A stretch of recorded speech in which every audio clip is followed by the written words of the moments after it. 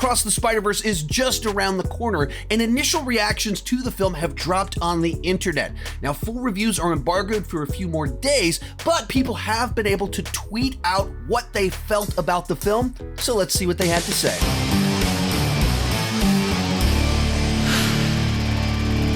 Hi, my name is Sean, and I love to talk about movies and TV way too much. With that in mind, go ahead and join me down below in the comment section. Share your excitement level for Spider-Man Across the Spider-Verse. As we go into this, if you like this type of content, I have a second channel where I do a lot of videos like this, talking about first reactions to films, movie news, little editorials. It's called Sean Chandler Plus. You can check it out right up here when this video is done.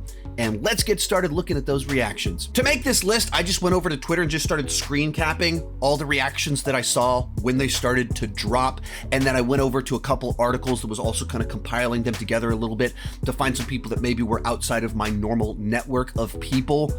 They're extraordinarily positive. That's not because I was being selective. These are just the reactions that I found, and people are loving this film. First up, Sean O'Connell. This guy's got a great name. Okay, Spider-Man Across the Spider-Verse lives one step above masterpiece. It's an actual work of art. Every frame deserves to be hung in a museum. The jokes and nods to Spider-Man lore are perfect. It's outstanding. The best Spider-Man movie, might be my favorite movie ever. Cherish it. Okie dokie. That's a little bit positive there. I mean, that's the way that people are talking about this film. Next up, this one's from Tessa Smith, Mama Geeky. I actually met her in person a few months back, which was really cool. We just went over to her house and talked for several hours, which was a lot of fun. Spider-Man Across the Spider-Verse has raised the bar on animation yet again. Into the Spider-Verse was my favorite animated film until now. This new movie is phenomenal. The storytelling is brilliant, incredible, and emotional. It's action-packed with a stellar returning cast and incredible newcomers. Get ready to have your mind blown. And Jake Hamilton, I guess he clipped out some things that were in some news presses. Awe-inspiring. Best Spider-Man film ever made. Greatest animated film of all time. And those are some recurring themes in here. There's a lot of people putting this one at the absolute top of two different competitive lists. Best Spider-Man movie, a lot of us love a bunch of different Spider-Man movies. No Way Home, the Raimi films, or whatever, or the first Spider-Verse, love it. Multiple people are saying this is the best one yet. And multiple people have said best animated film of all time. Maybe it's a movie that just plays great in a theater. People are coming out on the high of this fresh new experience that they loved. But whether it's hyperbole or not, people are loving it. Stephen Weintraub of Collider absolutely loved Spider-Man Across the Spider-Verse. Wanted to push pause about 100 times to study the incredible artistry on display. Cannot recommend this film enough. Already looking forward to seeing it again next time in IMAX. So another recurring theme in here is that people actually are viewing this as a beautiful piece of art.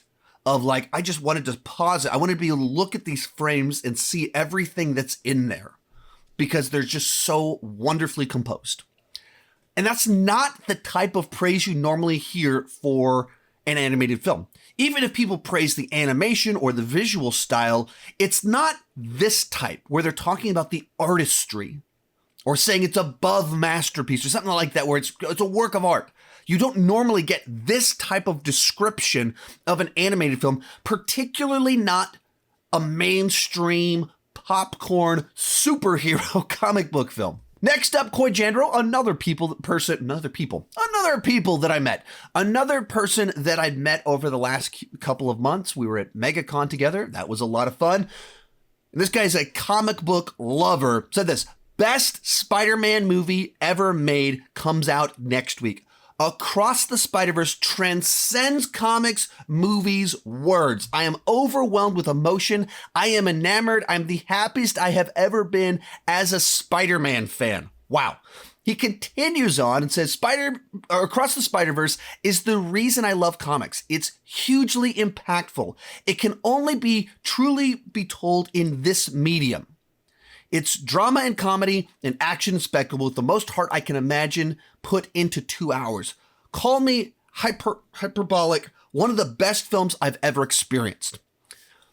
Once again, best Spider-Man movie, work of art.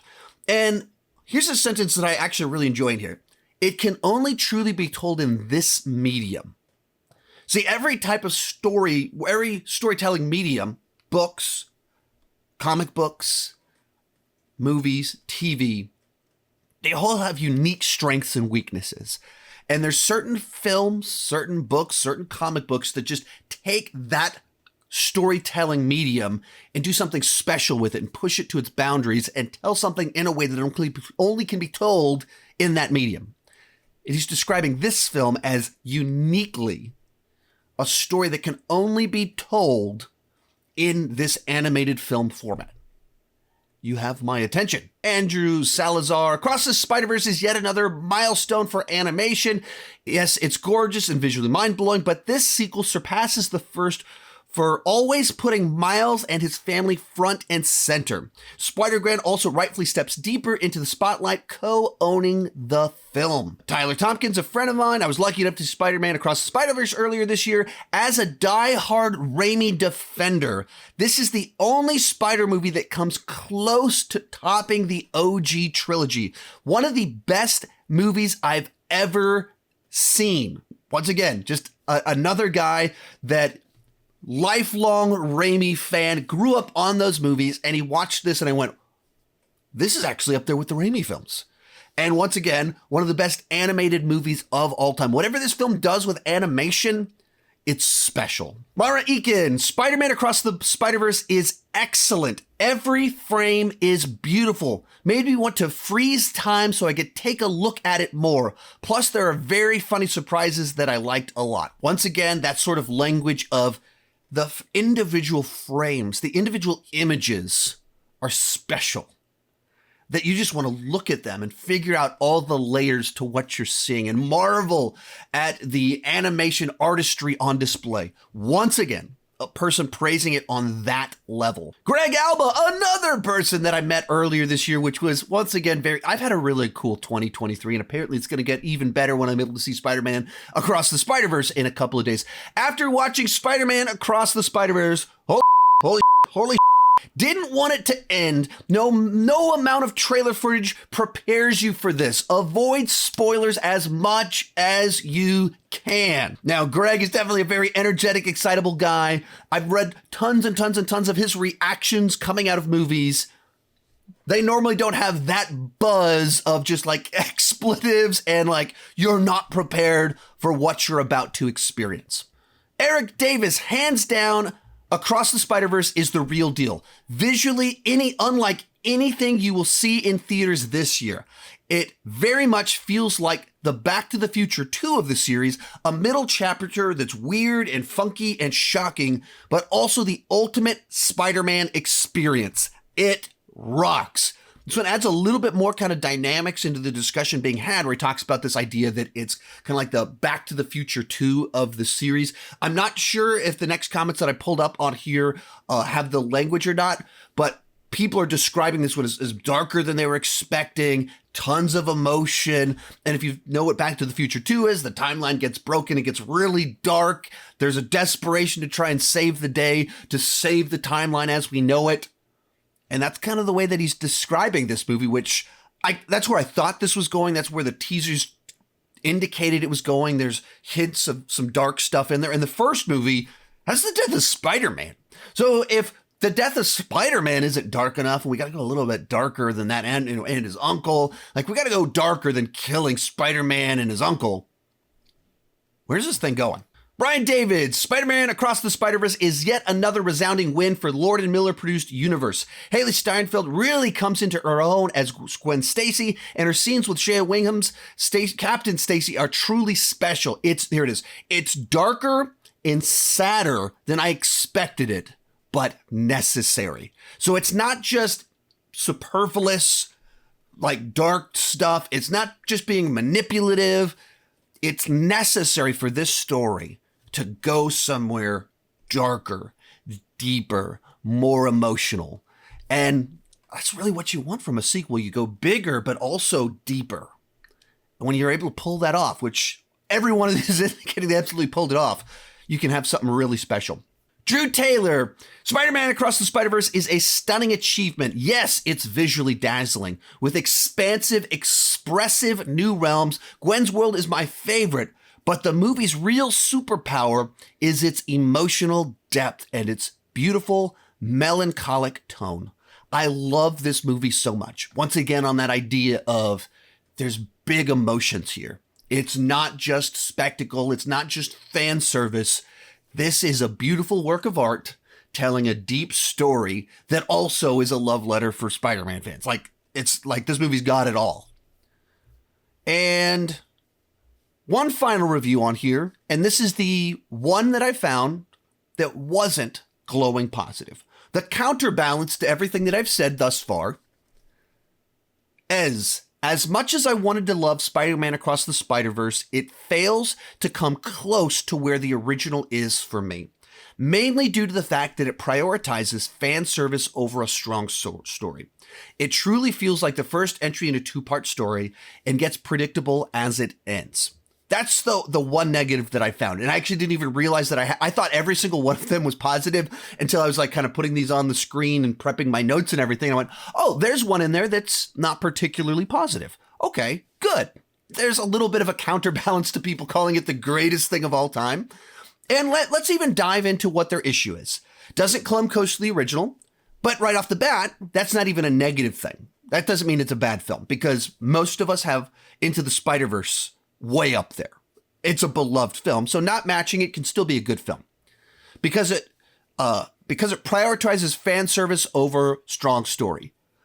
Everyone else seems to think there's a really massive emotional story here. This person felt it was just fan service.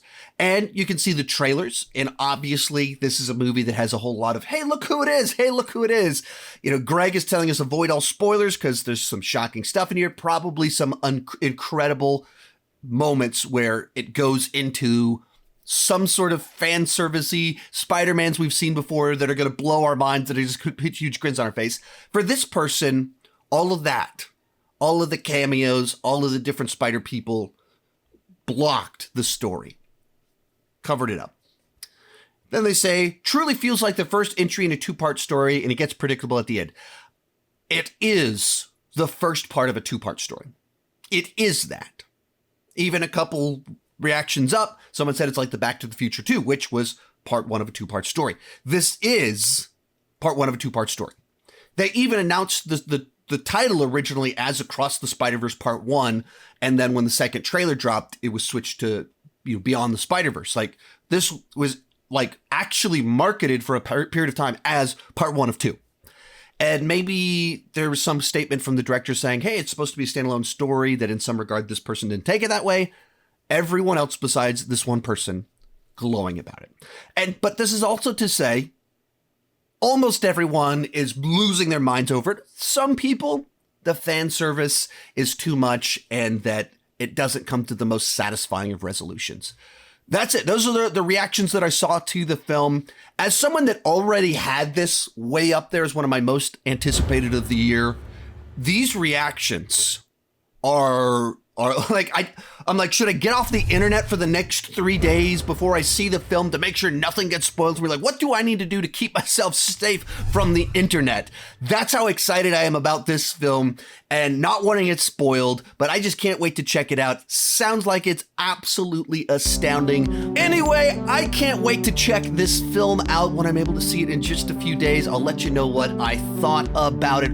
Also remember, I have that second channel with a lot more videos of this kind of nature. You can check it out right over there. Thank you so much for watching, and keep talking movies and TV too much. Bye-bye.